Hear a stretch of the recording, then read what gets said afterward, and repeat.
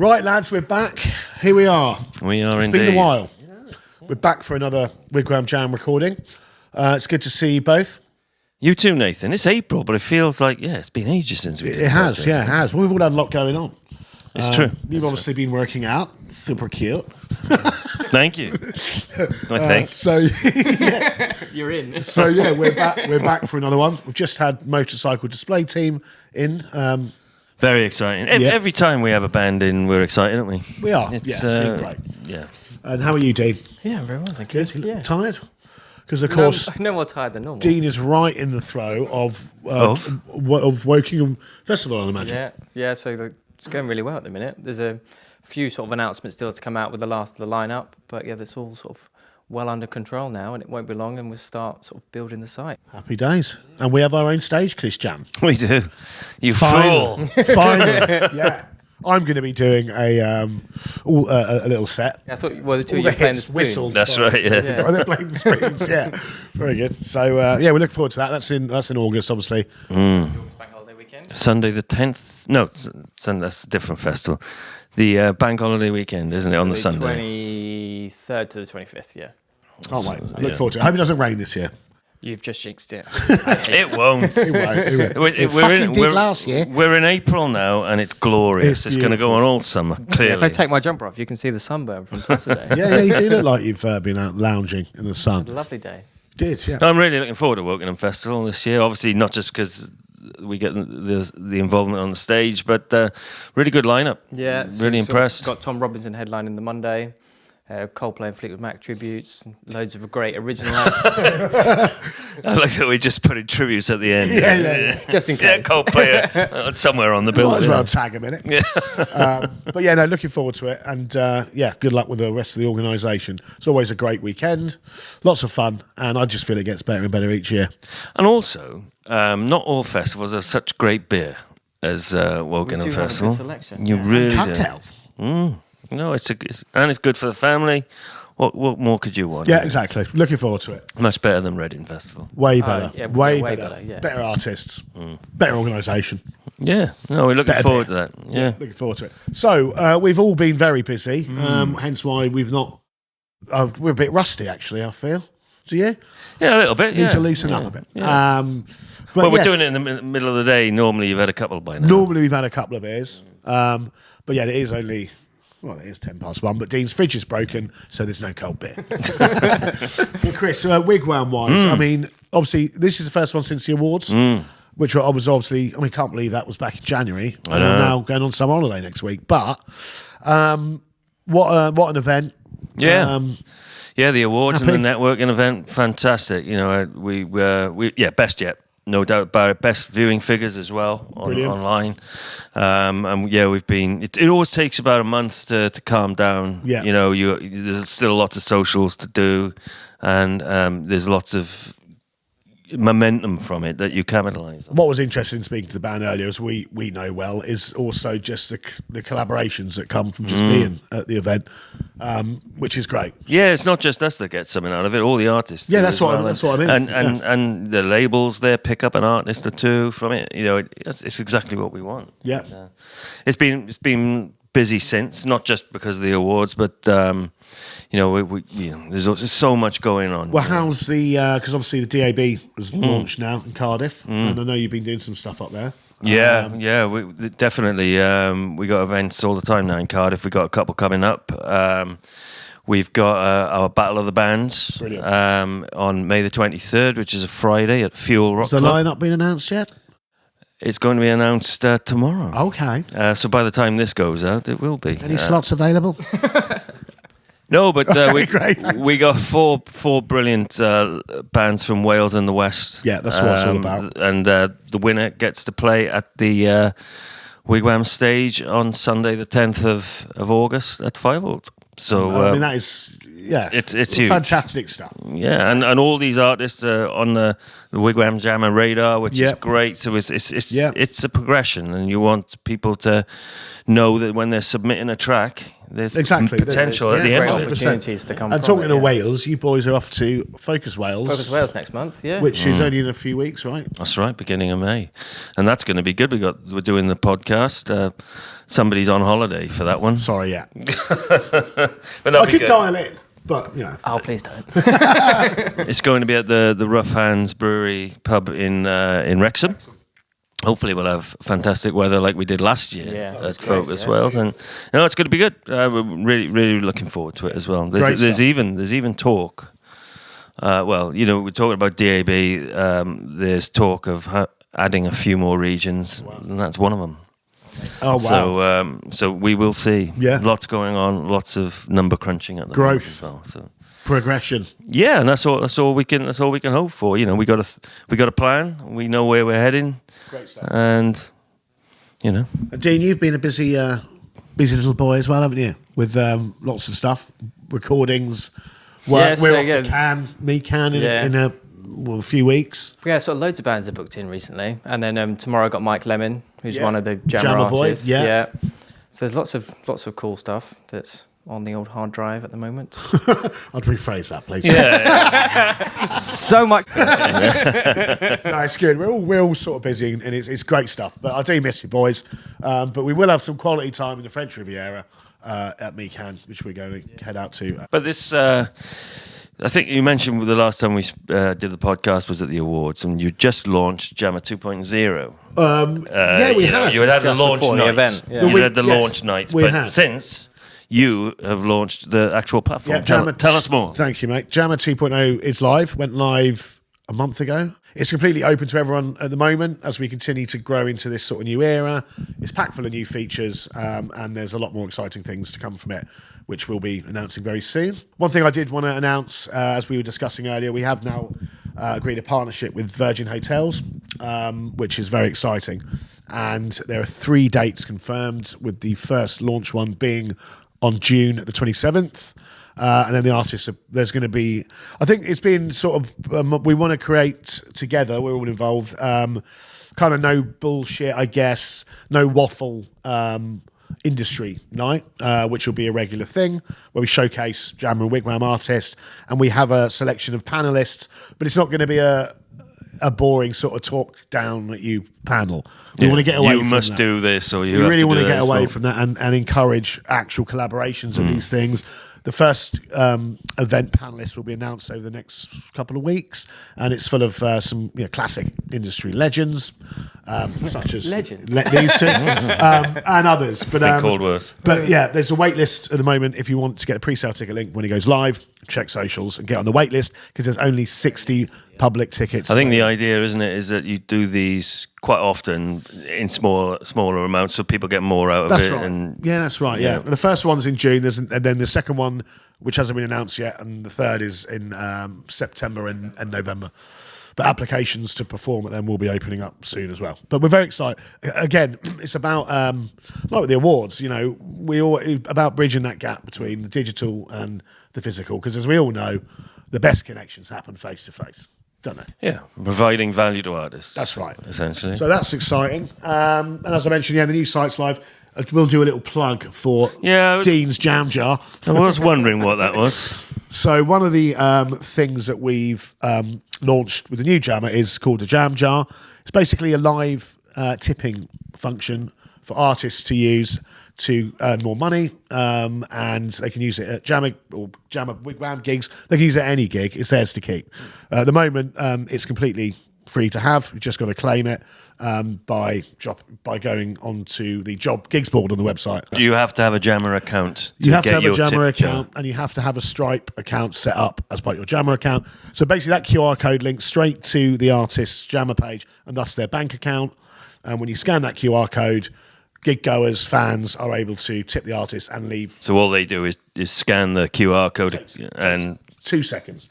And then you can also add live. What's not to like about that? Well, and timestamp feedback as well. So the idea is the artist can make data-driven decisions based on the feedback they're getting, and you can tip them during or after the gig. That QR code remains. So that's one of the new things. If I remember rightly, I think at our awards, pre-awards show, George Bone trialled it. We trialled it, yeah, the awards. And I think he actually got not only a tip, but a request. He did, yeah. And he made, you know... it's about recording his next single, It's about wasn't recording it? the next single, Yeah. So yeah, the idea is it's just, like, you know, good data, real data. I like that. I like the fact that it's... Obviously, we applaud anything that allows an artist to make some money out of any, especially if they're not getting a fee for a gig. Yeah, but what I also like is the fact that you mentioned real time decisions. You can collaborate. You can influence. It's a great idea, mate. Great Thank idea. you. He has recorded that song now as well. Has he? Yeah. Great. Where? Here? He's done it somewhere in London, but he's sent it to me because he's going to come down here next month. So yeah, get on, claim your jam jar, or send us a DM if you can't be bothered doing it through the gigs board, and we'll get back to you. But again, exciting new stuff that we're all actively involved in. 2025 is the year of progress, isn't it? That's what we all try. Jamma 2.0, tip jar. There will be awards. Virgin hotels. There'll be more. Yeah, exactly. We did actually pitch Jamma as a business to Virgin as well while we were there, waiting to hear back. So we will take At Richard Branson. Yeah, at Simon Squibb. Where's the feedback? Come on. I imagine they're we hope to hear dotting back. the I's, crossing the T's, making sure they get themselves covered. Yeah. No, we're hoping to hear back. Hopefully, I've got a feeling while I'm in Portugal we might hear something, but we'll see.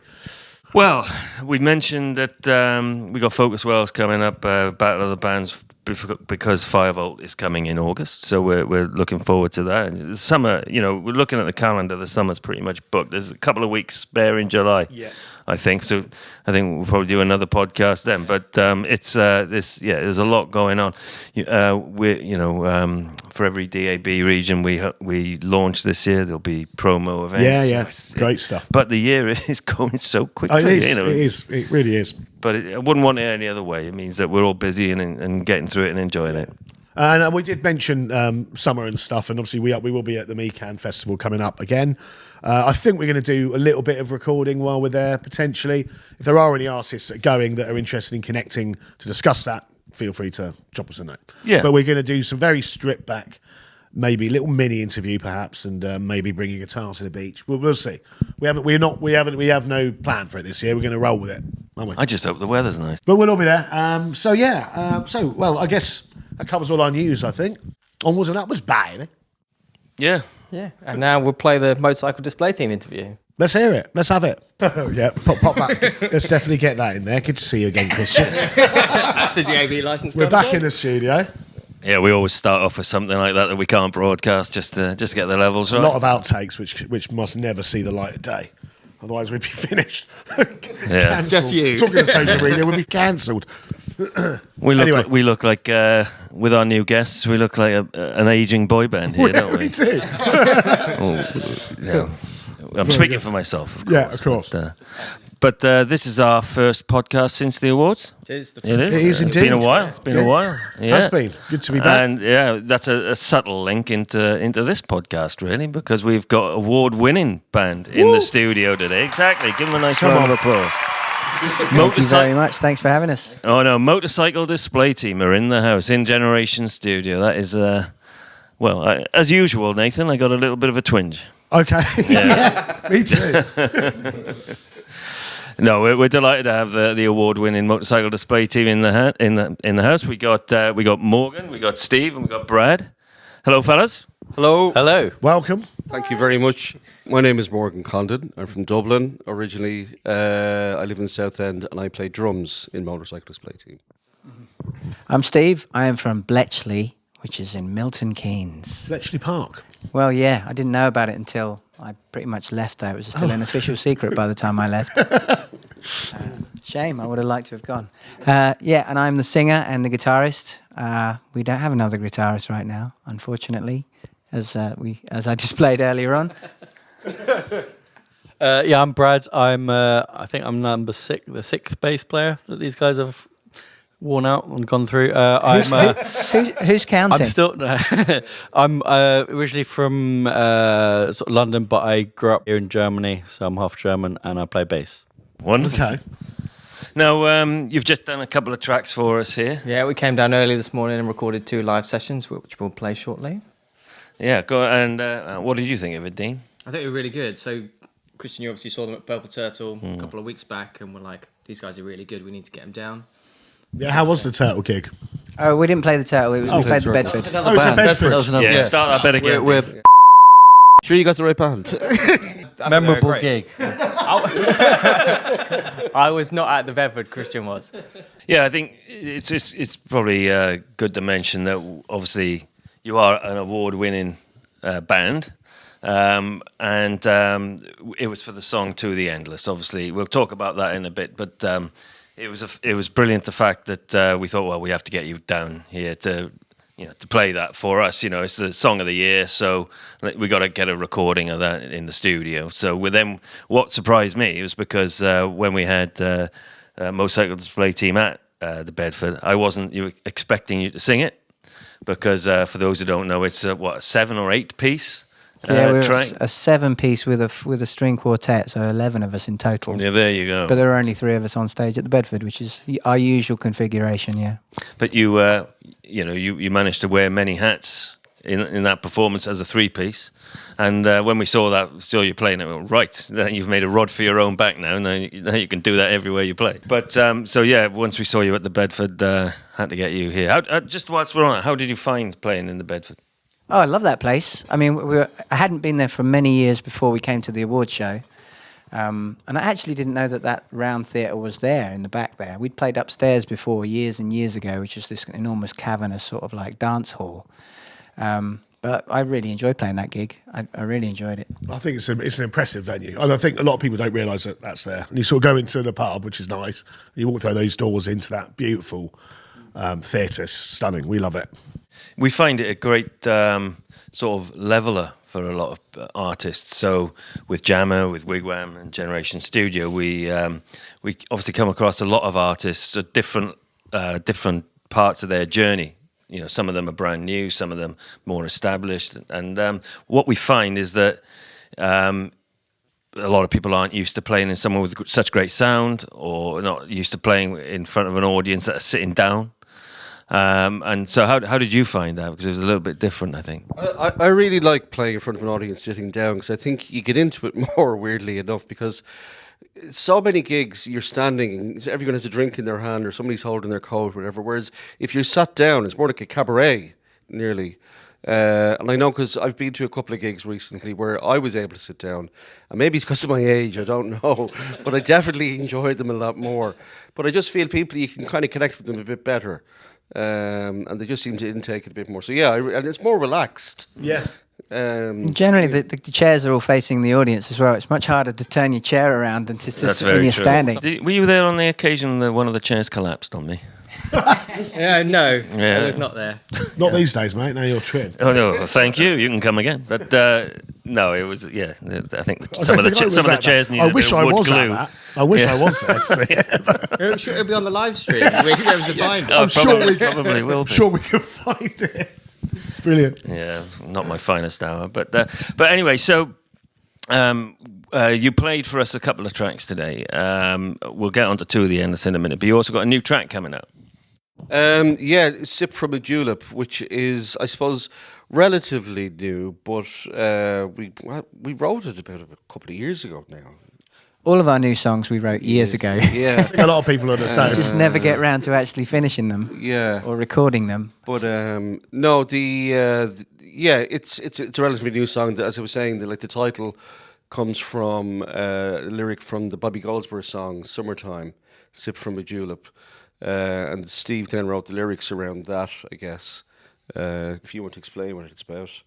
Yeah, my wife is half American and her mother's from Louisiana. And so we went there for like a big family trip, which was amazing. And so it's kind of like about my experience of their family and their kind of dynasty of glamorous Southern ladies drinking Southern drinks in Louisiana. Have you heard of the drink julep? I haven't. I don't think so. No. What's in it? We're here to promote that. Yeah. Well, you never know. You never know. What's in a We julep? set the band up to promote our drinks company. Really. So a julep is basically mint and white rum. Oh, nice. In crushed ice, usually in a metal container. Fresh metal mint? cup. Was it? Yeah. Yeah. Oh, that does sound nice. Yeah, that does sound nice. Yeah, It's nice on a hot day. get him in. What are we doing this afternoon? A julep, you say? Julep. Okay. JULEP. Okay. So is this a new track for a new album, new EP or anything like that coming I up? fully expect that we'll be putting that on the next album we put out. Yeah, but before that, we're going to have a compilation album coming out, and that is a set of remixed tracks and one new one. Actually, there's a new one on that as well. That's coming out probably later this year, I think. Yeah, as soon as we're shooting videos for it at the moment, we're trying to get all our ducks in a row before we release it, and then try and use, I suppose, a bit of strategy in terms of how we bring them out instead of rushing things through as and when. In a controlled manner, yeah. So we're like we've one video complete. We shot a second one at the weekend. We've yet to do the third one. So once that's done, like all the tracks are remixed, all ready to go, and we've just artwork and then just decide when. But I imagine, it'll probably be around September, October, I hope. And you got a compilation album you mentioned. So now, they've got quite an extensive back catalogue. Hundreds of gigs. Was it 4 albums now so far? Or 3 albums? I think it's 3 few LPs, 2 EPs. 3 EP? Yeah. Yeah. There's a lot of work in there to Lot of fit onto, and I'd say... Yeah, so this is us trying to wring a little bit more value out of that, Well, absolutely. out of that back catalogue, basically. Yeah. Well, the first album was about 2007 or 8, something like that? I think it was in the last century. Last century? No, it was like No, no. 2009, I think, wasn't it? 2012. Bloody hell. Yeah, just around the time I got married. But so, with all that all the different pieces of work, I can imagine a compilation album. Technology's moved on somewhat over those years. I think that was the iPod time, wasn't it? 2012. I remember Spotify was around because I remember having the discussion several times, should we put it on Spotify? Because it was still new. Yeah. And the idea being that if it was on Spotify, it was free. Whereas, as you say, iPods, people were still buying things on iTunes and I guess still buying CDs to a certain extent because we definitely got CDs pressed off that album. But now it's just Spotify is the way forward, or streaming is the way forward. Sadly. Unfortunately, Because I think what was sold as to help the artists actually just ends up screwing them. Massively. It's just ridiculous. But we do that's see it. That's undoubtedly true, but at the same time, I think there are people like in America and South America who would never have touched us, never have heard us. Yeah, true. No. You've got fans out there. I think these days maybe you get a bit of a mix. Lots coming back, isn't it, with sort of collectible stuff and vinyl and CDs and even tapes is becoming this sort of cult thing. So I think maybe a mix of both. No, it's always a good idea. It's an argument that can run on all day. It's a necessary evil in many ways, a bit like social media. None of us particularly care for it, but it's there for a reason. It helps this free promotion. But with streaming services, which one do you choose? But as you say, it has its purpose, but sadly doesn't pay the bills. But as a consumer of music, exactly. I used to spend all my pocket money on CDs, and now I don't. I have more music than ever. We are talking to an interesting company called Mixlo, which is launching in the States, which is Nina's thing. And what I like about that is it's a streaming service that's being launched, which is really localized. So it's like if you're in this area and you're here for a few days or whatever, it will ensure that you're connecting with the artists sort of, I guess, in that area, and then you can support them. And Are they paying for that plug? You can tip them and all that. No, they're not. But I just think it's at least trying to figure out how can it be more supportive than just, so yeah, we'll see. We've got plans, by the way. Do you? I haven't filled you in on them yet. We're more than just a radio station. You know this. And I will tell you. Okay. Are you going to? I'm not going to announce it now. But Does it involve TikTok? No. No, for all the fans watching, we were talking off camera about TikTok and how we don't get it and how We're too old and we hate it. We don't understand it. And we don't want to. I think you do quite well at some of the TikTok dances. Under what evidence? We've seen you move. Yeah. I hope you haven't. After a drink. We've seen you shake it. Yeah, after a few, yeah. So compilation album out, a little towards the end of the summer / into the autumn. Anything else coming up over the summer, gig wise, or No. No. It's a sore point, I think. Okay, we'll say no more. It's a sore But point. it's Great opportunity to write a lot. Yeah. Exactly. But that's the focus then, getting to the compilation and marketing it and getting that out. For We now. are playing Hotbox, Chelmsford, on the 12th. Okay. Yeah, the 12th of April, right? This Saturday. Yeah. Okay, that's this Saturday, and then it's focusing on the compilation. We've one other gig. We're playing at a street festival in Southend, where I live, on Sunday, the 18th of May. Great. What's it called again? The West Cliff. Harmony Court Road. That's it. The Harmony Court Road Festival. Cool. Is that anyone can go down? Is it? Yes, Yeah, it's it's free, just it's open. family friendly. Brilliant. Yeah, Summer Festival. yeah. Great. We'll Street. get them tagged in this or something. Yeah, It goes out. exactly. A promo for everybody. Lovely. So let's talk about the award-winning song. My wife wouldn't speak to me again if I didn't ask you about To the Endless.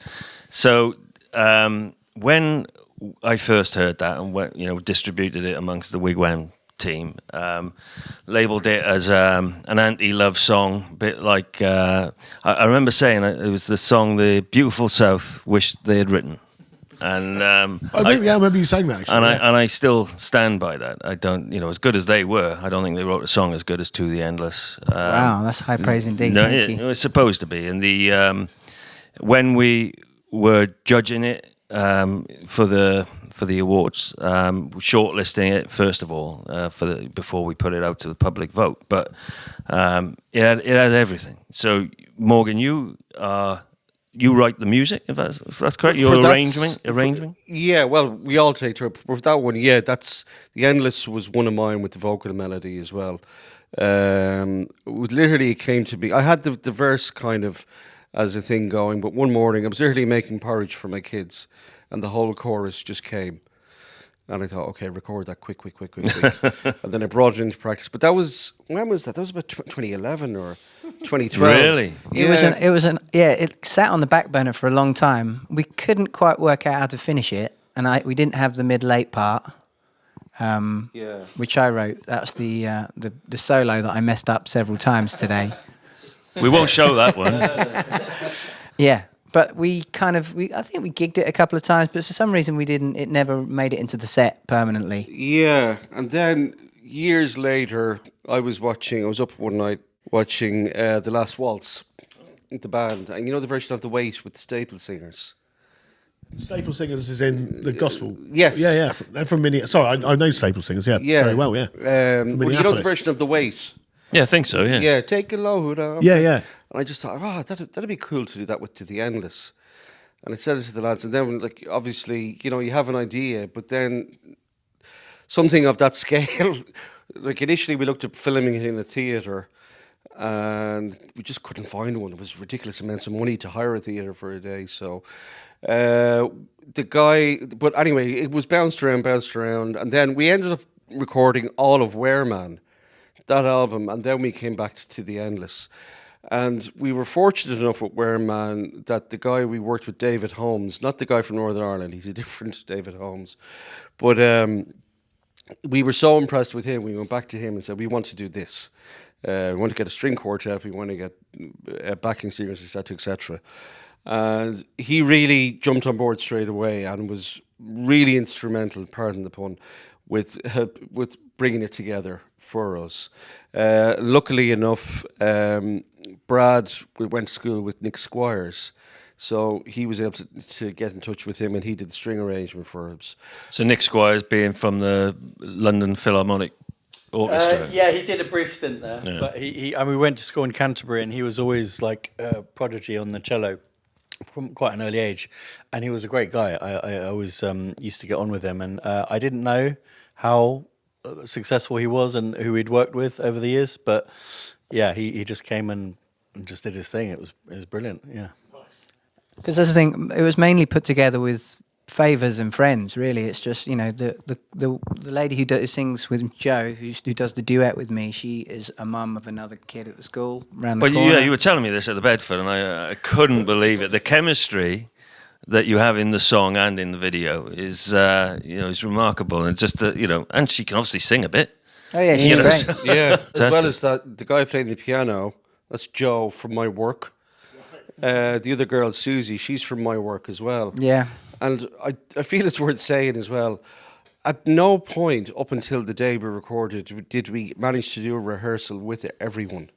There was always somebody, I can't make it tonight, or I can't do this, or da, da, da. So it was until we were all there on that day. That was the first time that we had everyone all together. How long did it take then to put that together? To shoot it? If you hadn't rehearsed it, and there's so many complex moving parts in it, how long did it take to get it down? A few years. Oh, right, okay. That's a long session. Full afternoon. With the other performers, Yeah, a few so months. we started- So most of that year. Yeah, we started, what was it, around June, July? So only in the summer. Yeah. But we only had a handful of like rehearsals with them. Yeah. Like, anyone. I mean, Vince 'cause- obviously was there more frequently, but Because then during the summer people are away and stuff and the whole lot. And then we shot it, was the first week of end of October. So Yeah, it was part of a 2-song. We called it an EP, but apparently that has to be a single. So it's a 2-song single with Not Raving But Frowning.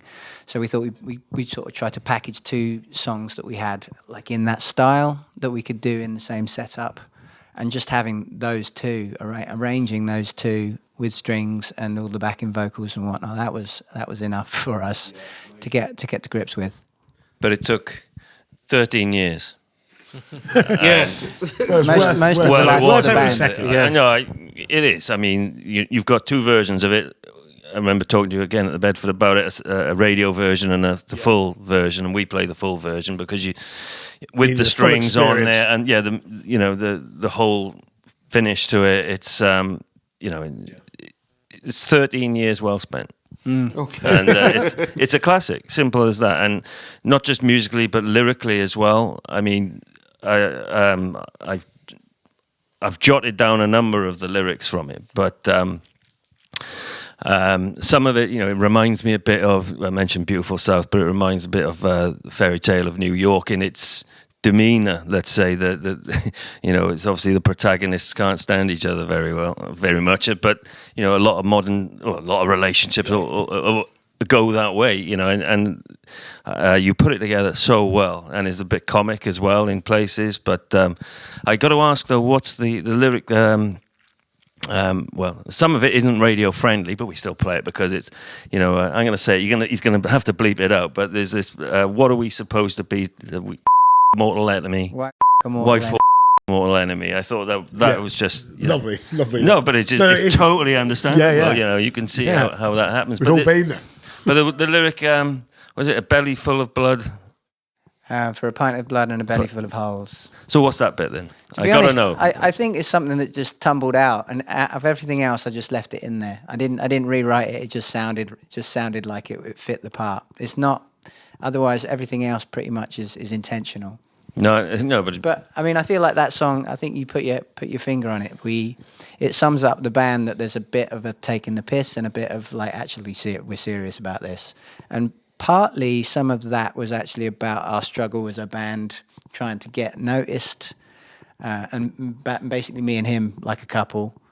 And partly it's like the experience of actually being in a couple, a romantic couple. But I managed to get in like a few little jokes, like in the middle eight that I say. There's a joke, I'd rather a full bottle in front of me than a full frontal lobotomy. And that's where that comes from. Brilliant. No, it's an incredible track, and it will never be taken off our playlist. Simple as that. And Amen. Yeah, and we will continue to do what we can to push that as long as we can, as well as the other great tracks. I mean, Motorcycle Display Team were on our playlist of the year, I think 2 years ago. When was it? The album came out when We Are Man came out. Yeah, you were saying it was Tis Was, trying to save the world with a song. Yeah, and we call it Tis Was. That's right. Well, that's a good way to remember it, because I always get it mixed up with the New Seekers.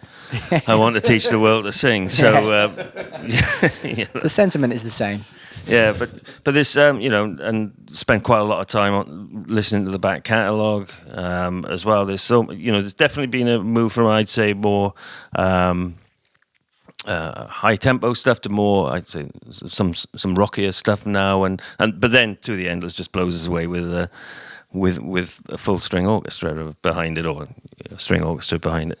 So what's next after the album? What's the next path of the journey? Look for. We from want to What's try Explained? to do like an MDT unplugged, if we can. So it would be a bit closer to the Endless kind of setup, where we would get some of those players back in and arrange some of our old songs for the more acoustic. The ones that would lend themselves better to an acoustic treatment. So yeah, like an old MTV Unplugged type show, filmed and recorded at the same time. Have you any any thoughts where you would record that? Yeah, Arca Studios, and it's lovely. Like, we're used to playing in some. Sorry, you're gonna have to bleep this. Some real. No, we don't have to believe that. Like, we've we've rehearsed in awful places down through the years. I think our experience is not uncommon. Yeah.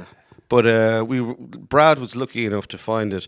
Weirdly enough, I rehearsed in a studio next door to it a few years ago with another setup, and it was horrible. And like, we just needed it somewhere. We were changing it. Anyway, he stumbled upon it, and we went in and was like, "Oh, this is really It's nice." a railway arch in London, in West Nice. Ham, but it which can be very dank and damp. yeah. But they've treated it really nicely. We came from a railway arch that we were playing in Bermondsey, and that was terrible. But this one, the acoustics is Yeah. spot on. You can hear everything.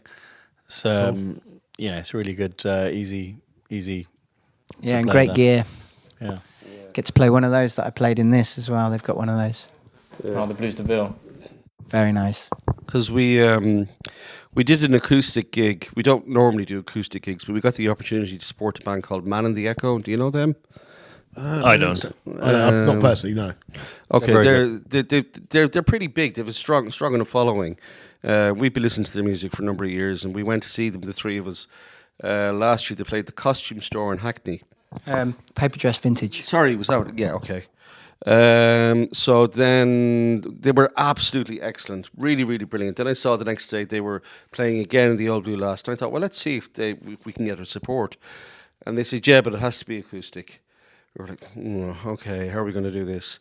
So the lads, it's okay for them, you know what I mean? They can just unplug, but drums is a different story. So drums is Morgan's therapy. Yes. So the lads found this. It's kind of like a cajon, but it's not. We call it the washing machine, but it's like, I suppose a rectangular shape with two drum heads and a kick drum on it. So we used that, and Jo came in from To the Endless. She sang with Steve, and we did the acoustic, and it sounded, well, from my point of view at least, it sounded really good. We reworked some of the songs, so I thought this is worth exploring more. So that's where we are now. We're just trying to get to. And from my perspective as well, like singing, I'm always frustrated that I can never do the backing vocals at the same time as the lead, and I've always been the only singer in this band, no matter who was playing bass or whoever we got on guitar or whatever. So it's great to sort of arrange extra vocal parts and do that on the old songs, especially because that's the way that I did them in the records, and we've never done them live like that. Yeah, some kind of MTV Unplugged type old school vibe show would be really cool, I think. I missed that, to be fair. Yeah, I we really all do. do. Yeah, that was one of the highlights of MTV. Apart from the obvious racism, but nevertheless. Okay, so, well, it's been great having you here. We've been delighted that you've all taken the time to come into the studio and to witness Motorcycle Display Team playing live in here has been absolutely fantastic, and great job with you, Dino, as well. Yeah. Do you want to introduce the songs and we'll play them now? Sure. This is a song called Sip from a Julep, and this is a new one.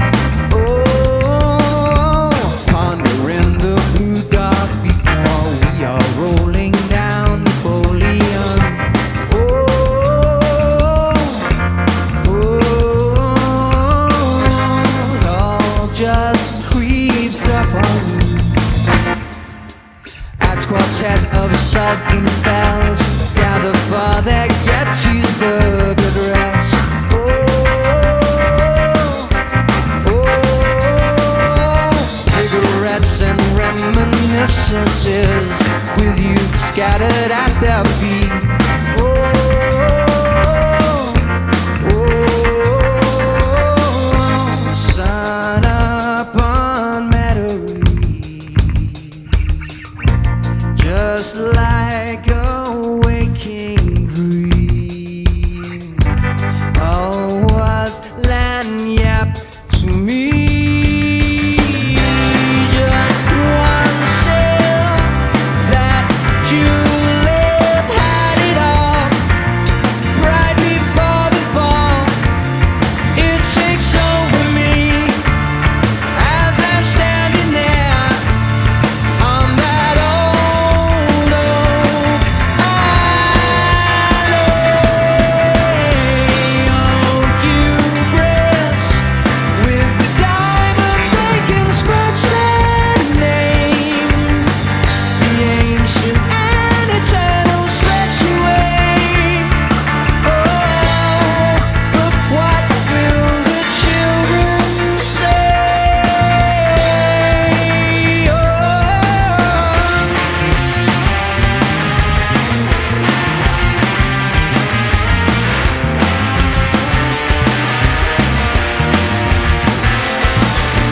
Rip dry on the patio, drop a shell potato, PBR.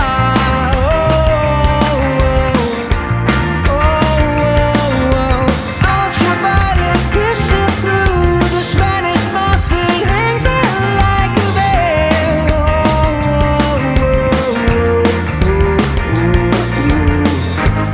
Just like a waking dream, takes more than eyes to see. All was lagniappe to me.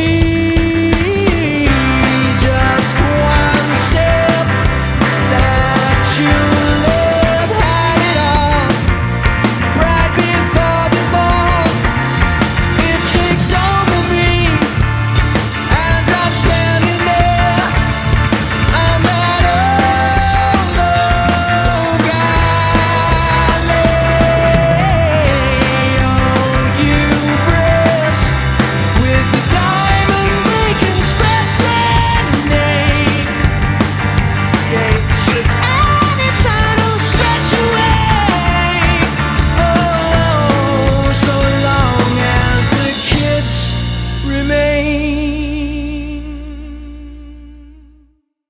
This is our version of the three of us playing To the Endless. Believe me when I say I'm telling you a lie, but I'm trying to keep this show on the road now. No one's come and seen us now for years, 'cause we're such exquisite torture to behold. Gold is no longer standard. I am just a man that has no will to change.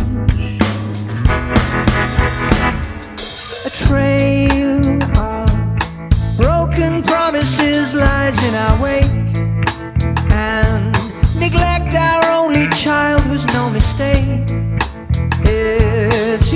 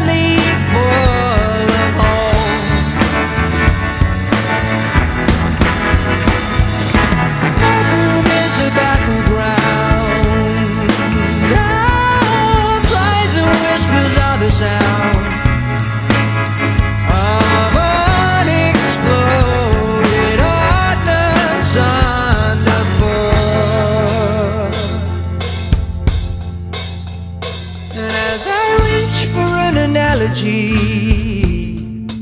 A full bottle in front of me, a blissful inability to